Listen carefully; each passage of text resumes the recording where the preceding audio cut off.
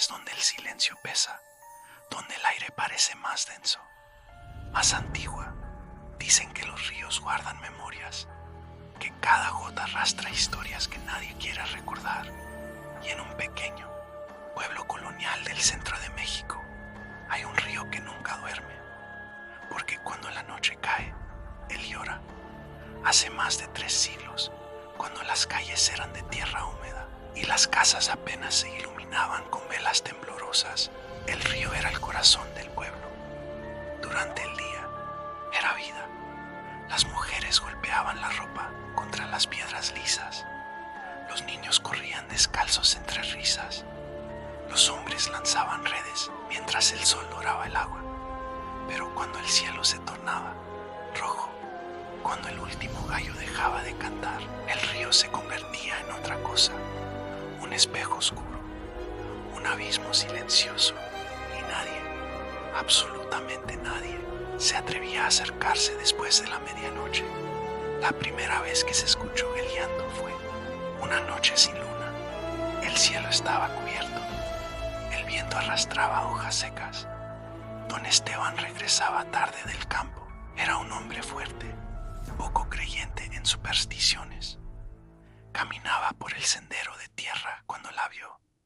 Una figura blanca, de pie, inmóvil, junto al agua. Al principio pensó que era una mujer del pueblo esperando a su esposo. Señora, es peligroso estar aquí. No respondió. El viento movía su vestido, pero su cuerpo no se balanceaba. Entonces ocurrió algo que heló la sangre de don Esteban. La figura comenzó a elevar el rostro lentamente, muy lentamente, y el llanto comenzó. No fue un grito inmediato, fue un suspiro que se transformó en lamento, un sonido tan cargado de dolor que parecía romper el aire. ¡Ay, mis hijos! Don Esteban sintió como sus piernas se debilitaban. Intentó retroceder, pero la figura no caminaba. Se deslizaba. El aire se volvió frío, demasiado frío para ser verano. Cuando estuvo a pocos metros, don Esteban juró ver su rostro. No tenía ojos, solo oscuridad. Cayó al suelo y todo quedó en silencio. Cuando despertó, el amanecer ya pintaba el río de naranja. No había nadie, solo marcas húmedas en la tierra, como si alguien hubiera arrastrado algo pesado hacia el agua. El pueblo no creyó su historia. Algunos rieron, otros dijeron que había bebido demasiado. Pero 3 noches después, algo cambió para siempre. Tomás tenía 8 años. Dormía junto a la ventana que daba al patio. Esa madrugada, su madre despertó al escucharlo susurrar. Mamá, ella abrió los ojos. ¿Qué pasa, hijo? Hay una señora afuera. La madre suspiró. Es el viento, pero el niño negó con la cabeza. No te está llorando. Entonces lo escuchó. Un lamento lejano, arrastrado por el viento. Un llanto que parecía venir del río.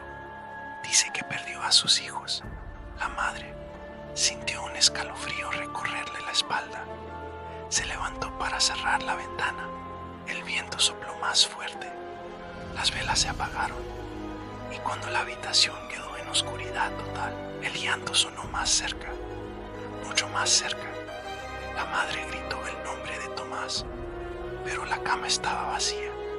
La puerta principal abierta y en el suelo de barro pequeñas huellas que se dirigían hacia el río. La búsqueda duró días. Hombres con antorchas, perros rastreadores, sacerdotes rezando en voz alta, pero el río parecía haberlo tragado. Al 5.º día, un pescador aseguró haber visto algo entre la niebla. Una mujer vestida de blanco, de rodillas en la orilla, meciéndose, sosteniendo algo pequeño en brazos, cantando una nana antigua. Cuando el pescador se acercó, la figura levantó el rostro y él vio el horror. El rostro cambiaba. Por un instante era hermoso. Por el siguiente era un cadáver linchado por el agua. El pescador huyó. Nunca volvió a pescar en ese lugar. Desde entonces, el llanto se volvió frecuente, siempre a la misma hora, siempre antes del amanecer. Las personas comenzaron a encerrar a sus hijos temprano. Las puertas se aseguraban con doble traba. Los sacerdotes bendecían el agua, pero nada detenía el lamento, porque aquello que lloraba no estaba vivo y tampoco estaba muerto. Los ancianos finalmente hablaron de una mujer llamada María, una mujer cuya belleza era conocida en toda la región, una mujer que amó demasiado, que confió demasiado, que perdió demasiado. Pero esa historia comenzaría mucho antes del río. Comenzaría con promesas, con traición y con un acto tan terrible que el mismo cielo le negó descanso. Si alguna vez caminas cerca de un río y el viento parece susurrar tu nombre, no respondas. Si escuchas un llanto que parece venir de todas partes, no mires hacia el agua.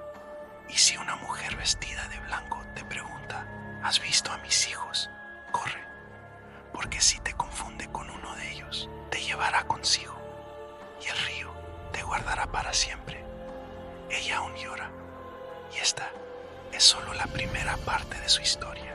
Antes de que existiera el llanto, existió el amor. Mucho antes de que el río escuchara su grito, ella fue simplemente María, una joven humilde que vivía en una pequeña región colonial del centro de México. No era rica, no tenía apellido importante, pero tenía algo que pocos poseían, una belleza imposible de ignorar.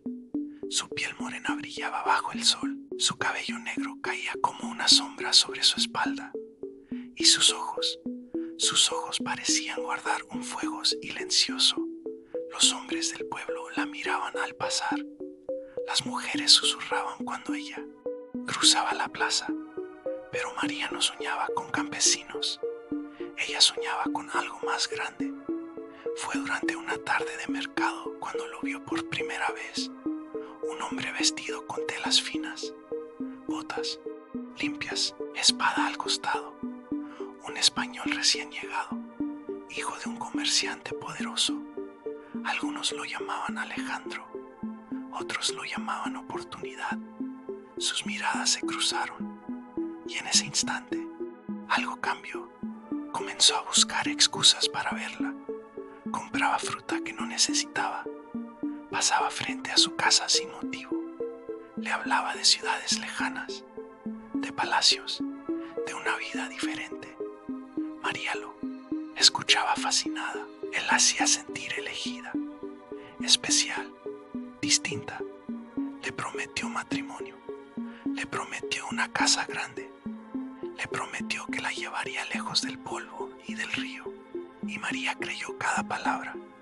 Pero el amor en tiempos coloniales tenía reglas, y María no pertenecía al mismo mundo que Alejandro. Él era español, ella era mestiza.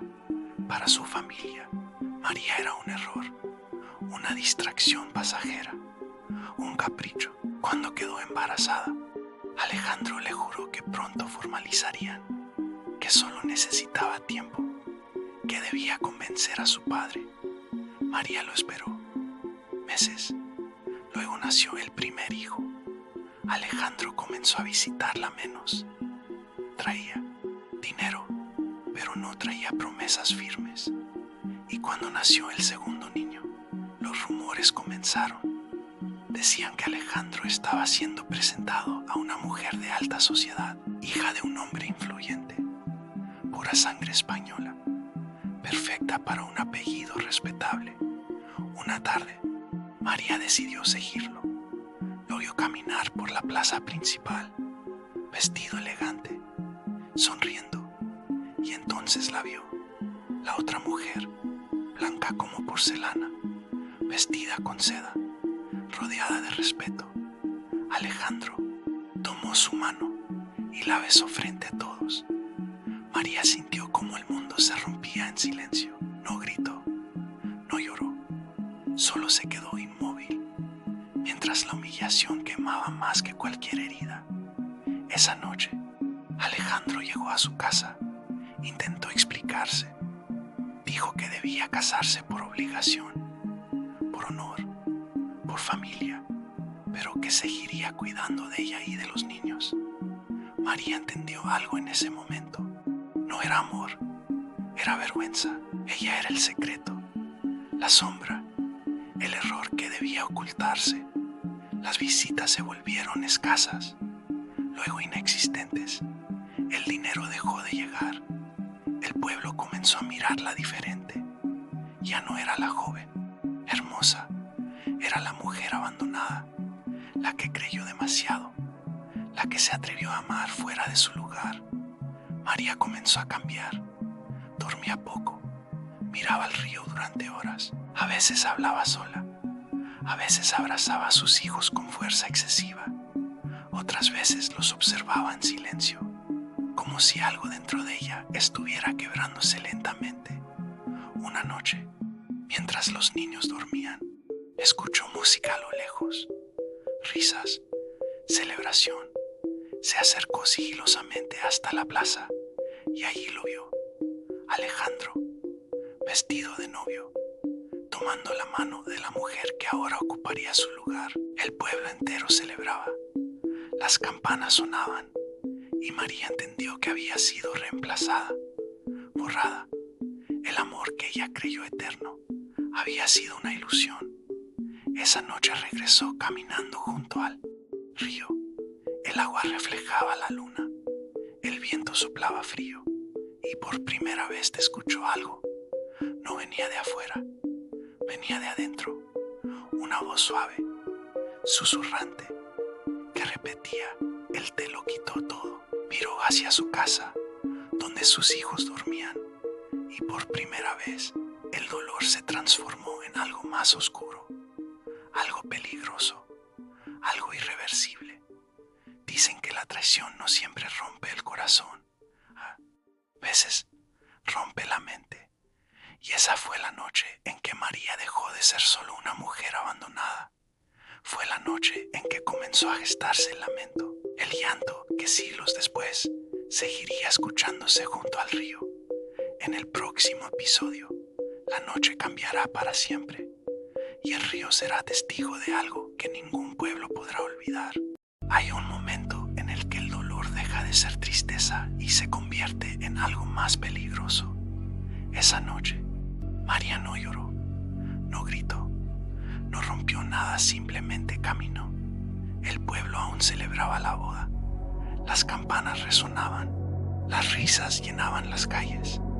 Alejandro ya no era suyo, nunca lo fue realmente. María caminaba descalza, el polvo frío se pegaba a sus pies. Cada paso la alejaba de la plaza y la acercaba al río. Ese río que había visto sus encuentros secretos, que había escuchado sus promesas susurradas y que ahora parecía observarla en silencio. Al llegar a su casa, abrió la puerta lentamente. Sus hijos dormían. El mayor abrazaba una manta gastada. El menor respiraba con una dificultad leve, como si soñara. María los miró largo rato. Sus rostros eran idénticos a él. Los mismos ojos, la misma forma de la boca. Eran la prueba viva de una historia que ahora debía ocultarse. El pueblo hablaría, la señalaría. Sus hijos crecerían marcados, ilegítimos. La palabra retumbó en su mente. Se sentó en el suelo, apoyando la espalda contra la pared, y el silencio comenzó a deformarse. A veces el dolor habla, pero esa noche susurraba. Te lo quitó todo, te reemplazó, te humilló. María se cubrió los oídos, pero la voz no venía de afuera, venía de adentro. Los días siguientes fueron diferentes. No salía de casa. Pasaba horas mirando el agua del río desde la distancia. A veces sonreía sin motivo, a veces lloraba sin lágrimas. Sus hijos comenzaron a temerle, no porque los golpeara, sino porque su mirada ya no era la misma. Era como si algo la estuviera consumiendo lentamente. Una tarde, El mayor le preguntó: «Mamá, ¿papá volverá?». La pregunta fue simple, inocente, pero para María fue como una cuchilla. No respondió, solo abrazó al niño con una fuerza excesiva, tan fuerte que él comenzó a quejarse.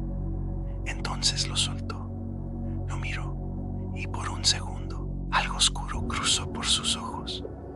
No era odio, no era rabia, era algo peor, resentimiento mezclado con desesperación. Esa noche el viento soplaba distinto, el río estaba más alto, había llovido en las montañas y el agua corría con fuerza. María no podía dormir. Se levantó, miró a sus hijos y algo dentro de ella tomó una decisión. No fue impulsiva, no fue repentina, fue lenta, como si se hubiera estado formando durante semanas.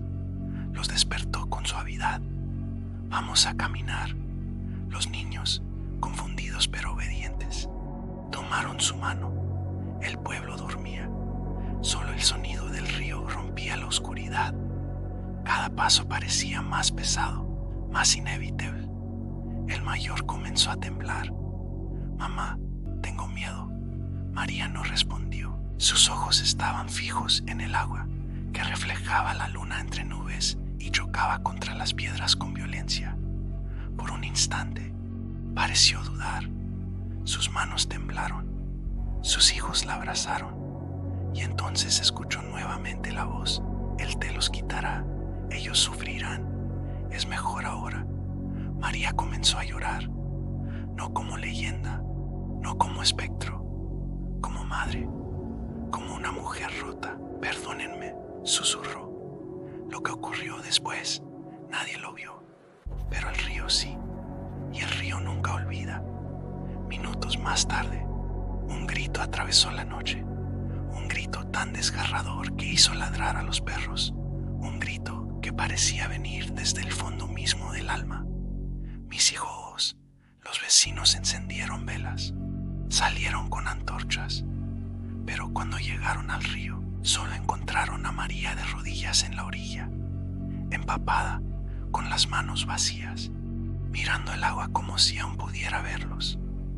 La arrastraron de regreso al pueblo. Ella repetía una y otra vez: «¿Dónde están? ¿Dónde están mis hijos?». Pero ya era tarde. El río se los había llevado, y con ellos lo último que quedaba de María. Esa misma madrugada, antes del amanecer, María escapó. Corrió hacia el río. Algunos dicen que se arrojó sin pensarlo. Otros, que caminó hacia el agua como si alguien la llamara. Lo único cierto es que su cuerpo nunca fue encontrado. Días después, el pueblo comenzó a escuchar algo, un lamento, suave al principio, luego más claro. Venía del río, siempre del río. «Ay, mis hijos». Las mujeres encerraban temprano a los niños. Los hombres evitaban caminar solos de noche. El sacerdote bendijo el agua, pero el llanto no cesó, porque esa noche no solo murieron 2 niños, nació una condena. El amor la destruyó, la traición la quebró, pero fue su propia decisión la que la convirtió en leyenda. Y lo peor aún está por comenzar. La muerte no siempre trae descanso. Algunas almas no son recibidas. Esa madrugada, cuando el cuerpo de María desapareció bajo el agua, el pueblo creyó que todo había terminado, que el río se había llevado la tragedia, que el silencio regresaría, pero el silencio nunca volvió. Dicen que el agua se volvió extrañamente quieta después de su muerte, demasiado quieta. Los pescadores notaron algo primero: sus redes regresaban vacías. Los animales evitaban beber del río. Los animales evitaban beber del río. Lía distinto, como humedad estancada, como algo que no debía estar ahí. La primera aparición ocurrió 7 noches después. Un joven que regresaba tarde escuchó un sollozo. Pensó que era una mujer perdida. Siguió el sonido. Entre la neblina vio una silueta blanca, cabello largo cubriendo su rostro, vestido pegado al cuerpo como si estuviera eternamente mojado. Señora, necesita ayuda. La figura no respondió, pero el llanto aumentó, un lamento tan profundo que parecía vibrar dentro del pecho. ¡Ay, mis hijos! El joven dio un paso atrás. El viento sopló con violencia y entonces la figura levantó el rostro. Sus ojos no reflejaban luz. Eran oscuros, vacíos, como pozos sin fondo. El joven cayó de rodillas. Cuando volvió a mirar, ella estaba frente a él, demasiado cerca. El frío quemaba la piel y susurró: ¿los has visto? A la mañana siguiente, el joven apareció inconsciente a metros del río. Tenía marcas en los brazos, como si algo lo hubiera sujetado con fuerza.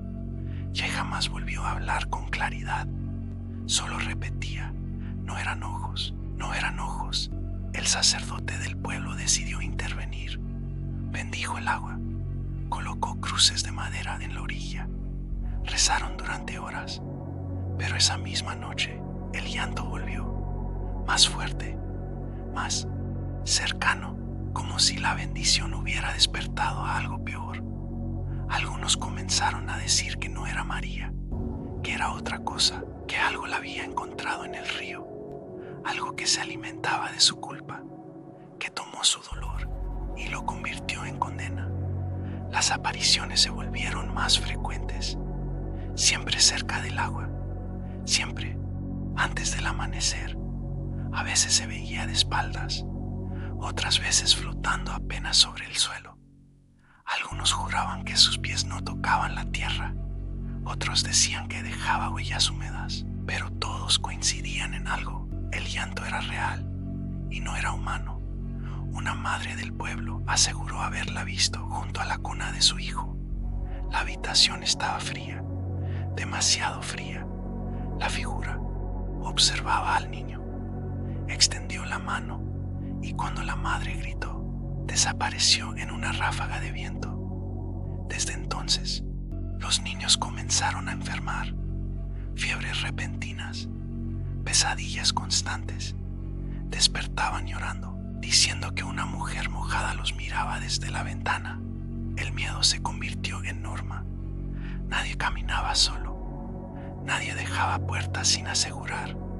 Las campanas de la iglesia sonaban cada vez que alguien escuchaba el lamento, pero el río seguía llamando. Una noche, un grupo de hombres decidió enfrentarla. Llevaron antorchas, cuerdas, crucifijos. Juraron que si era espíritu, la expulsarían. Si era mujer, la capturarían. Esperaron junto al agua. El viento comenzó a girar en círculos. La niebla descendió y el llanto apareció, más cercano que nunca. La figura emergió desde la orilla. No caminaba, se deslizaba y el llanto apareció, más cercano que nunca. La figura emergió desde la orilla. No caminaba, se deslizaba. El vestido parecía fundirse con el agua. Uno de los hombres gritó y corrió hacia ella. Intentó sujetarla. Su mano atravesó el cuerpo como humo, pero el frío le quemó la piel y cayó al suelo, convulsionando. Los demás huyeron. Esa noche entendieron algo. No podían detenerla, porque ya no pertenecía a este mundo. Desde entonces, la llamaron de una sola forma: la Llorona. Ya no era María, ya no era madre. Era advertencia, era lamento, era castigo. Pero lo peor no era su aparición. Lo peor era que parecía buscar algo. No atacaba a todos, no se mostraba a cualquiera. Se acercaba especialmente a los niños. Los observaba, los seguía, y si alguno respondía cuando ella llamaba, desaparecía. El pueblo aprendió una regla: si escuchas el llanto lejos, está cerca, y si lo escuchas cerca, corre, porque puede estar justo detrás de ti. Silencio largo, solo sonido del agua. Algunos creen que fue castigada por el cielo, Otros creen que el infierno la reclamó, pero hay una teoría más aterradora, que María no está buscando a sus hijos, que sabe perfectamente dónde están y que lo único que busca es reemplazarlos. El río sigue fluyendo, los siglos pasan, los pueblos cambian, pero el llanto permanece y la maldición apenas comienza. El río ya no era solo agua, era una advertencia. Desde la primera vez que se escuchó el lamento, el pueblo dejó de dormir. Las puertas se trancaban mucho antes del anochecer y las madres abrazaban a sus hijos con una fuerza nueva, una fuerza cargada de miedo. Y nadie, absolutamente nadie, se atrevía a acercarse al río después de que el sol desaparecía en el horizonte. Pero el llanto seguía escuchándose, y lo peor es que no era cada noche. Aparecía al azar, un sonido lejano, quebrado, que iniciaba como un susurro y crecía hasta convertirse en un grito que parecía desgarrar el mismo cielo. Ay, mis hijos, quien lo escuchaba, cambiaba para siempre. El primero en ser marcado fue don Esteban, el pescador más viejo del pueblo. Él siempre decía que no creía en fantasmas. El río es el río, repetía. El miedo lo inventan los hombres. Esa noche, desafiante, salió solo. La luna estaba alta, el agua tranquila, hasta que la escuchó. No era un eco en el viento, no. Estaba justo detrás de él. ¿Dónde están? Se giró lentamente. No vio nada, pero el agua de repente comenzó a moverse de forma extraña contra la corriente. Don Esteban retrocedió un paso, con el corazón en la garganta. El llanto se transformó en un grito ensordecedor, y entonces la vio. Estaba de pie sobre el agua. Su cabello largo y negro cubría su rostro, y su vestido blanco flotaba, como si no pesara nada. Pero sus ojos brillaban en la oscuridad. Don Esteban intentó correr, pero sus pies se sentían pesados. El agua subió, fría y rápida. Le cubrió los tobillos, luego las rodillas, la cintura, antes de que la oscuridad lo tragara. Todo el pueblo escuchó su último y desesperado grito. A la mañana siguiente, encontraron su cuerpo. No tenía heridas, ni signos de violencia, pero había algo extraño. Sus manos estaban cubiertas de barro húmedo, como si hubiera estado arañando la tierra, intentando salir desde abajo. Después de la muerte de don Esteban, los cambios se hicieron evidentes. Quienes escuchaban el llanto, aunque fuera a lo lejos, empezaban a tener la misma pesadilla. Con río oscuro, una mujer llorando de espaldas y dos pequeñas sombras que desaparecían bajo el agua. Al despertar, encontraban sus pies húmedos, aunque hubieran dormido en la seguridad de sus camas. En algunos casos, lo más aterrador era encontrar un rastro de barro que iba desde la puerta de la casa hasta la cama.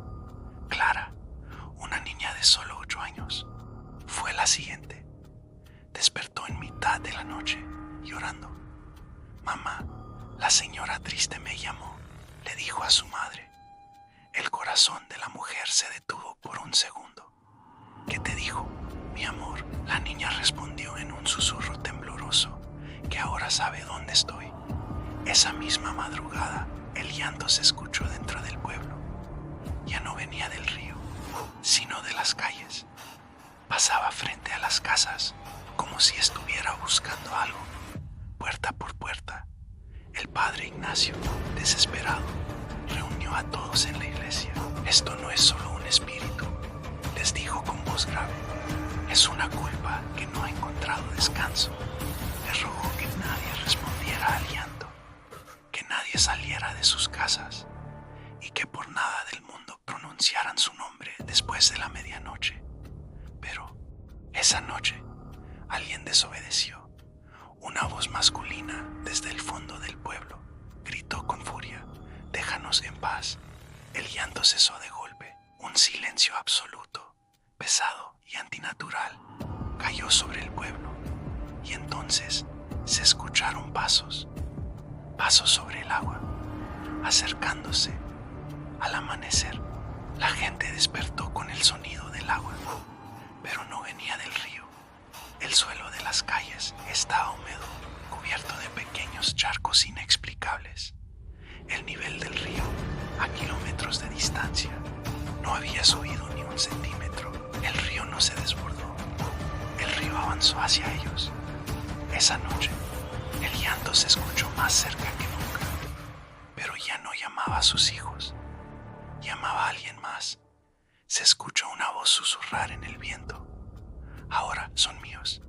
Y Clara desapareció. Solo encontraron sus pequeños zapatos junto a la puerta de su casa, empapados. Al amanecer siguiente, el padre Ignacio caminó hasta la orilla del río y por primera vez no escuchó el llanto. Escuchó risas, risas infantiles, lejanas, que parecían venir de debajo del agua. Se arrodilló, temblando, porque en ese instante entendió algo aterrador. La Llorona ya no estaba buscando a sus hijos perdidos, estaba reemplazándolos, y el pueblo apenas comenzaba a pagar su deuda. La Llorona episodios de los hijos del río El Pueblo ya no contaba desaparecidos, contaba noches sobrevividas. Desde que Clara desapareció, nadie volvió a escuchar su voz, pero algunas madres comenzaron a notar algo extraño. Sus hijos hablaban dormidos, no gritaban, no lloraban, susurraban. Mamá, ella está debajo. El cambio en los niños, 3 niños comenzaron a actuar diferente.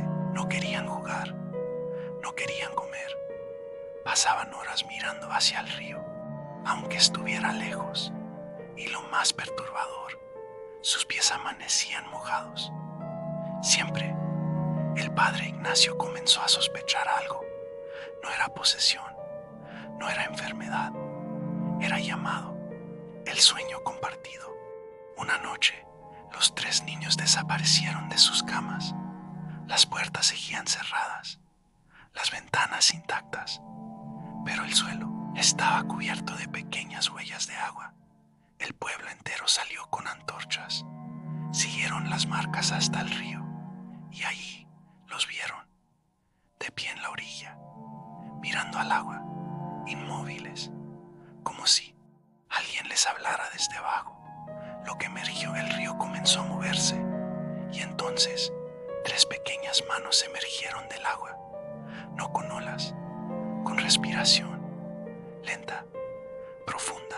No eran las de los niños del pueblo, eran más pálidas, más delgadas, con la piel hinchada por el agua. Los niños comenzaron a caminar hacia el río, uno por uno. Ya vienen, mamá. La voz no era suya, era múltiple, era eco. El rostro bajo la superficie. El padre Ignacio se lanzó al agua para detenerlos, pero cuando miró bajo la superficie no vio un cuerpo, vio muchos, sombras pequeñas moviéndose en la oscuridad, y detrás de ellas, ella, la Llorona, no lloraba, sonreía y por primera vez habló claro. Ahora sí te están completos. El rescate. Los hombres del pueblo lograron sacar a los niños, pero algo había cambiado. Sus ojos ya no reflejaban miedo, reflejaban profundidad. Esa misma noche, uno de ellos habló mientras dormía. Pronto seremos más. El descubrimiento final. A la mañana siguiente, el nivel del río bajó de forma extraña. Dejó al descubierto algo que nadie esperaba. Pequeñas cruces de madera, enterradas en el barro, docenas, antiguas, algunas casi desintegradas. El padre Ignacio cayó de rodillas. El pueblo no estaba siendo atacado, estaba siendo reclamado, porque generaciones atrás alguien había arrojado más de un niño al río, y la Llorona no era la única madre que lloraba allí. Cierre del episodio. Esa noche ya no se escuchó un llanto, se escucharon varios, no uno, muchos niños llamando desde el agua, y entre ellos una voz que no pertenecía al pasado. Era nueva, era reciente, Era clara. El río estaba seco, no bajo, no tranquilo, seco. El lecho agrietado se extendía como una herida abierta frente al pueblo. Donde antes corría agua oscura, ahora había barro endurecido y restos de madera vieja atrapados en la tierra. Pero lo peor no era el silencio, era que, aún sin agua, el sonido seguía escuchándose por las noches. Un eco húmedo, un llanto lejano, como si el río todavía estuviera ahí, pero debajo. Clara ya no es Clara desde que regresó. Clara no volvió a llorar, no volvió a abrazar a su madre, no volvió a preguntar por su muñeca favorita. Se sentaba frente a la ventana y observaba el cauce vacío, horas enteras, sin moverse, sin parpadear. Una madrugada, su madre despertó por un susurro. Clara no estaba en la cama, la encontró en el patio trasero, con los pies cubiertos de barro fresco, pero no había llovido. Clara, ¿qué haces aquí? La niña giró lentamente la cabeza, sonrió, una sonrisa suave, demasiado adulta. Están aprendiendo a caminar. ¿Quiénes? Clara inclinó la cabeza. Los que regresaron. Más puertas se abren, no fue la única. Otros niños desaparecidos años atrás comenzaron a aparecer en sus casas, sin explicación, sin haber sido vistos llegar. Padres que habían llorado durante años, ahora tenían a sus hijos de vuelta, pero algo no encajaba. No comían, no dormían, no jugaban entre ellos, solo caminaban por las calles al atardecer, siempre descalzos, siempre con los pies húmedos y siempre mirando hacia el mismo lugar, la iglesia. El descenso del padre Ignacio, el sacerdote, ya no dudaba. El pacto era real y estaba activo. Bajó nuevamente a la cripta bajo la iglesia, esta vez preparado. Velas, agua bendita, el libro antiguo.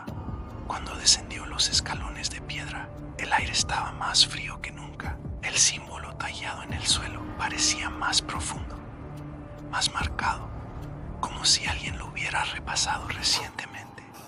Y entonces escuchó pasos, pequeños, lentos, detrás de él. No se atrevió a girarse, porque ya sabía, no eran niños vivos, no del todo. Una voz múltiple habló desde la oscuridad. Ustedes comenzaron. Ignacio cerró los ojos. Fue hace generaciones. Para nosotros, fue ayer. Lo que salió del río esa noche, el pueblo entero sintió un temblor leve. No de tierra, de aire. Las puertas vibraron. Los espejos se empañaron. Y en cada superficie reflejante, subía por un segundo el rostro de una mujer detrás, no llorando, observando. Las madres comenzaron a notar algo aún peor. Cuando abrazaban a sus hijos regresados, escuchaban otro latido. No uno, dos, un corazón pequeño y otro, más profundo, más lento, como el eco de algo sumergido. La revelación, Ignacio finalmente entendió lo que estaba ocurriendo. El pacto no pedía muerte, pedía intercambio. El río aceptaba niños, pero devolvía algo que necesitaba cuerpos, algo que ahora, sin agua, necesitaba tierra, casas, familias.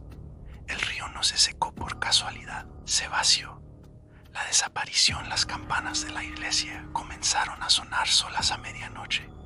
1, 2, 3 veces. Los padres despertaron sobresaltados y encontraron las camas vacías, no solo las de los niños regresados, todas. El pueblo entero salió con antorchas y lo que vieron los paralizó. Decenas de niños caminando hacia la antigua cauce, en silencio, en fila, Clara al frente. El barro comenzó a abrirse bajo sus pies, no como grieta, como boca. Ignacio corrió hacia ellos. Deténganse. Clara lo miró por última vez. Sus ojos ya no eran humanos, eran profundos, oscuros, infinitos. Ahora nos toca elegir. El suelo cedió y uno por uno los niños comenzaron a descender, no cayendo, caminando hacia la oscuridad bajo la tierra. Ignacio logró sujetar a uno, pero cuando lo jaló, el niño se deshizo en agua entre sus manos. Al amanecer, el pueblo estaba en silencio, sin niños, sin río, sin sacerdote, solo barro seco, y en el centro de la antigua cauce un nuevo símbolo tallado, más grande, más profundo. Ya no decía uno por muchos, ahora decía, es su turno. Y esa noche el llanto volvió, pero no desde el río, desde las casas vacías. La Llorona, episodio 8. El río no devuelve lo que toma el río estaba más crecido que nunca. Las lluvias no habían cesado en días y el agua arrastraba ramas, tierra y algo más, algo que nadie quería nombrar. Desde la desaparición del niño Tomás, el pueblo no volvió a ser el mismo. Su madre juraba haber escuchado el llanto esa noche, no uno de dolor, sino uno de furia. Ya no llora, susurró el viejo Anselmo, ahora exige. Esa madrugada, 3 pescadores salieron antes del amanecer. Necesitaban trabajar. El miedo no llenaba estómagos. El primero en escucharla fue Mateo. Un susurro entre la niebla. Mis hijos, el bote se detuvo solo. El agua comenzó a moverse contra la corriente y entonces la vieron, de pie sobre el río, no flotando, no caminando, sostenida por la oscuridad misma. Su vestido ya no era blanco, estaba manchado, pesado, como si arrastrara años de culpa. Ocultaba odio. Uno de los pescadores gritó y cayó al agua. Su cabello cubría su rostro, pero esta vez no ocultaba tristeza. El río lo tragó sin salpicar. Mateo intentó remar, pero el bote no avanzaba. Era como si el agua se hubiera vuelto espesa, viva. La figura levantó lentamente el rostro y por primera vez sonrió. No era una sonrisa humana, era la certeza de que nadie escaparía. Esa misma noche, el cuerpo del pescador apareció en la orilla, pero no estaba hinchado, no estaba pálido. Tenía marcas, pequeñas manos marcadas en su piel, como si alguien hubiera intentado arrastrarlo.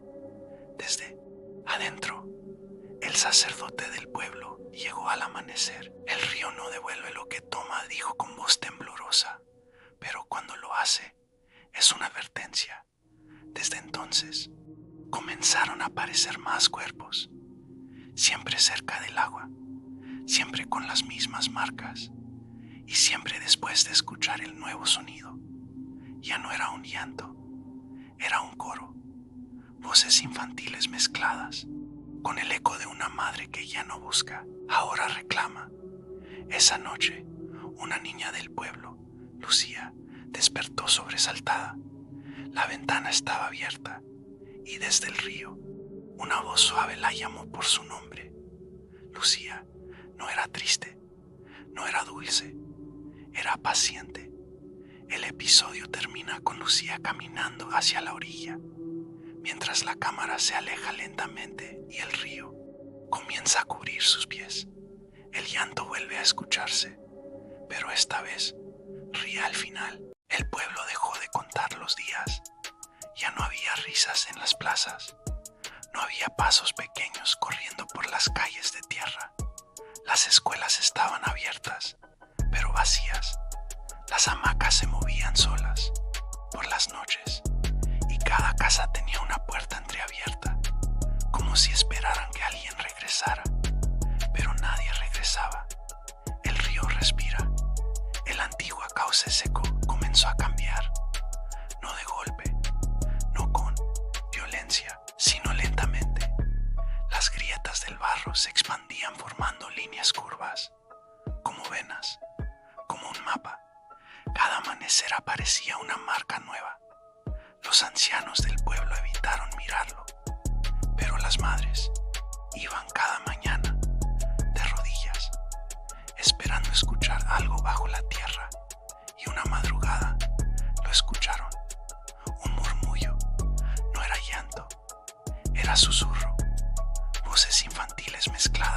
algo más profundo, algo antiguo, la aparición en la iglesia. La cuarta noche después del descenso, las campanas sonaron solas, no como advertencia, como llamado. Los adultos entraron a la iglesia con miedo. El aire estaba húmedo, las velas apagadas, y frente al altar estaba el padre Ignacio, de pie, inmóvil. Su piel parecía cubierta por una fina capa de agua, como si acabara de salir del río, pero el río estaba lejos, seco. Padre, susurró alguien. Ignacio levantó la cabeza lentamente. Sus ojos no reflejaban luz, reflejaban profundidad. El intercambio fue interrumpido, dijo. Su voz no venía solo de su garganta, parecía resonar dentro de las paredes. El secreto del pacto. Ignacio habló durante horas. Contó la verdad que el pueblo enterró generaciones atrás. El río no era maldición, era acuerdo. Hace más de 100 años, una sequía casi destruyó el pueblo. Sin cosechas, sin agua, sin esperanza. Una mujer, la primera llorona, hizo un trato. Ofreció lo más puro, lo más amado, para que el río volviera a correr. Y el río cumplió, pero el precio no fue único, fue cíclico. Cada 20 años, un intercambio, 7 por todos. Cuando el pueblo intentó romperlo, el río tomó sin permiso. Ahora estaba vacío y necesitaba cerrarse. Las sombras en el agua invisible. Esa noche, las paredes comenzaron a sudar. Pequeñas gotas caían del techo. El suelo se humedecía. Los espejos de las casas mostraban algo imposible. En cada reflejo aparecía una mujer vestida de blanco detrás. De quien mirara, no lloraba. Observaba, esperando. Las madres la entendieron antes que nadie. No era venganza, era continuidad. Si nadie descendía voluntariamente, el río saldría a buscar. Y esta vez no tomaría solo niños, tomaría familias enteras. Las 7, nadie habló. No hubo asamblea, no hubo votación, solo silencio. Y luego, una madre dio un paso al frente. Yo iré. Otra la siguió, y otra, hasta que fueron 7. El número exacto del antiguo pacto. Nadie intentó detenerlas, porque todos sabían. Era eso, o perderlo todo. El descenso. Caminaron juntas hacia el cauce seco al amanecer. El cielo estaba gris, el aire pesado. El barro comenzó a moverse bajo sus pies, no como trampa, como invitación. Ignacio las acompañó hasta el borde. Por un momento dudó, pero una de las mujeres lo miró. Alguien debe contar lo que hicimos. El suelo se abrió lentamente. No hubo gritos, no hubo resistencia. Descendieron caminando, como si bajaran por escalones invisibles. El barro se cerró. El silencio fue total. Y entonces, un sonido.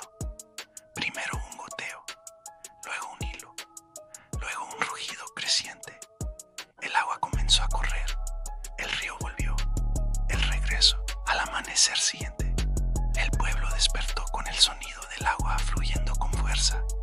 Los niños estaban en sus camas, respirando, dormidos, como si jamás hubieran desaparecido.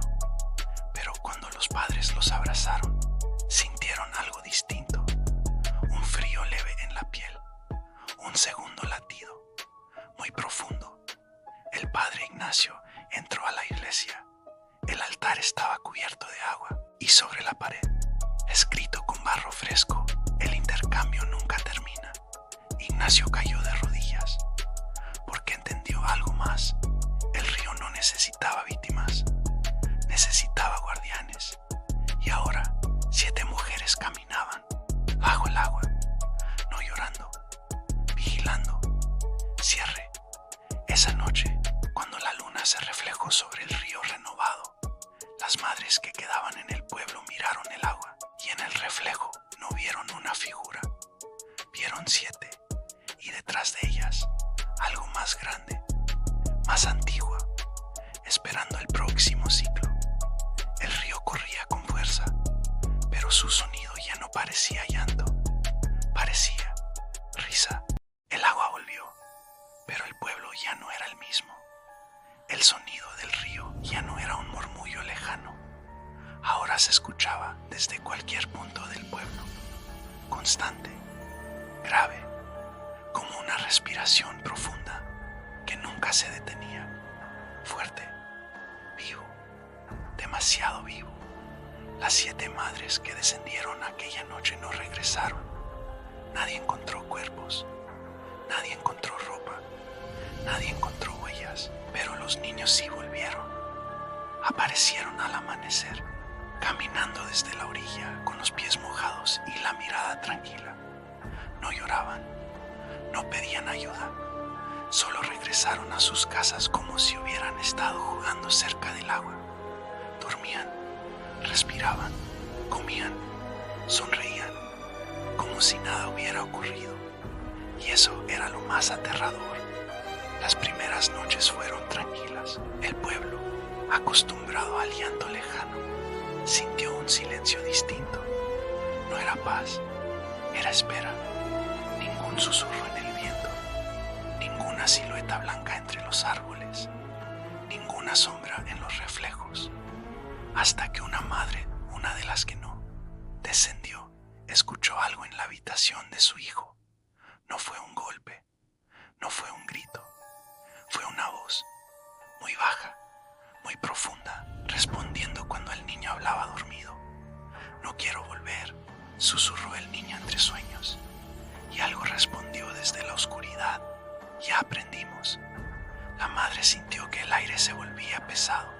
Encendió la luz de inmediato. Su hijo dormía boca arriba, inmóvil, con el pecho subiendo y bajando lentamente. Pero bajo la cama había agua, un charco pequeño, oscuro, y no provenía de ninguna parte. La mujer retrocedió. El agua comenzó a moverse, no hacia afuera, hacia adentro, como si algo la estuviera absorbiendo desde el suelo. Al día siguiente nadie quiso escucharla. El pueblo había decidido no hacer preguntas. La iglesia permanecía abierta desde la noche del intercambio. El padre Ignacio nunca fue encontrado, solo su sotana seca sobre el altar, demasiado seca, como si jamás hubiera tocado el agua. Las velas no se consumían, permanecían intactas, como si el tiempo se hubiera detenido dentro del templo. En la pared seguía escrita la frase que todos recordaban: el intercambio nunca termina. Pero alguien añadió algo nuevo debajo, con letras pequeñas, más frescas. Solo cambia. Los ancianos comenzaron a recordar cosas que habían olvidado durante años. No sueños, memorias reales, historias que sus propios abuelos les contaron y que el miedo les obligó a enterrar. El pacto no había comenzado con esa generación. Había comenzado mucho antes, cuando el río se secó por primera vez, cuando las cosechas murieron, cuando la enfermedad arrasó con la mitad del pueblo. Fue entonces cuando alguien escuchó el llanto por primera vez y alguien respondió. El pacto no solo salvó al pueblo, lo transformó. Cada generación nacía bajo la protección del río, pero también bajo su marca, una marca invisible que despertaba cuando el agua lo decidía. Cada niño que regresó traía algo del fondo. No estaban poseídos, no estaban malditos, eran puente.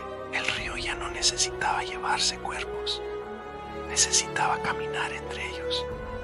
Una semana después, un viajero llegó al pueblo.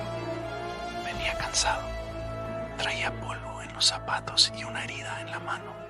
Buscaba agua, descanso, un lugar donde quedarse unos días.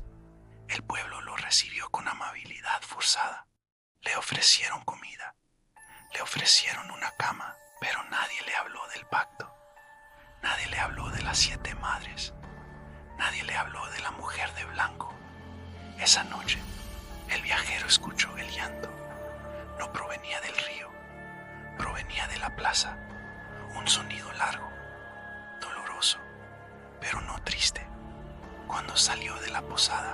La luna estaba completamente redonda y allí, bajo la luz plateada, la vio de pie, inmóvil, vestido blanco pegado al cuerpo como si acababa de salir del agua, cabello oscuro cubriendo el rostro. El viento no lo movía, no estaba sola. 7 figuras más estaban detrás de ella, en silencio, observando. El viajero sintió que sus piernas temblaban. Dio un paso atrás. Ella levantó la cabeza lentamente y esta vez no preguntó por sus hijos, no preguntó por nadie. Preguntó: ¿quieres quedarte? El hombre quiso correr, pero el suelo estaba húmedo. El aire era espeso. El llanto se convirtió en un susurro colectivo, como si muchas voces hablaran desde el mismo lugar. A la mañana siguiente, el viajero no estaba. Su cama intacta, su mochila vacía. Nadie lo buscó, nadie preguntó. El río corría con más fuerza que nunca. Los niños jugaban cerca del agua, reían, pero cuando sus sombras tocaban el reflejo del río, se distorsionaban, se alargaban, se multiplicaban, como si algo desde abajo respondiera con otra silueta. El pueblo prosperó, las cosechas fueron abundantes, la enfermedad desapareció, los animales dejaron de morir, el agua nunca volvió a faltar, y con cada año que pasaba, el recuerdo del miedo se volvía más tenue. Pero cada 20 años, cuando la luna se alineaba exactamente sobre el cauce, el llanto regresaba, no como advertencia, como recordatorio. Una niña nueva comenzó a jugar sola en la orilla del río. Tenía el cabello oscuro y los ojos demasiado profundos para su edad. Nadie sabía que era hija del viajero desaparecido. Su madre había llegado meses después, embarazada, buscando respuestas. Nunca encontró el cuerpo, pero decidió quedarse. La niña se sentaba siempre en el mismo lugar, miraba el agua durante horas, como si escuchara algo que nadie más podía oír. Una tarde, el cielo se volvió gris sin aviso. El viento sopló desde el cauce. La niña se levantó y dio un paso dentro del agua. No gritó, no dudó, solo sonrió, porque en el reflejo no vio su rostro. Vio a una mujer de blanco, sonriéndole de vuelta, no con tristeza, no con dolor, con orgullo. La niña inclinó la cabeza y susurró: ya es mi turno. El agua se onduló suavemente, como si respirara. Desde el fondo, 7 sombras ascendieron lentamente y el río volvió a cantar. El pueblo entero sintió el sonido en el pecho. No era llanto, no era advertencia, era celebración. Esa noche nadie salió de sus casas, pero todos soñaron lo mismo. Un río infinito, un cielo sin luna y una figura blanca caminando entre ellos. Ya no buscaba hijos, ya no pedía nada, solo observaba, porque ahora el río no necesitaba cobrar. El río estaba dentro, en la sangre, en los recuerdos, en los hijos de los hijos. Y mientras el agua siga fluyendo, mientras alguien escuche el llanto, mientras alguien responda, el pacto continuará. El río no olvida, solo espera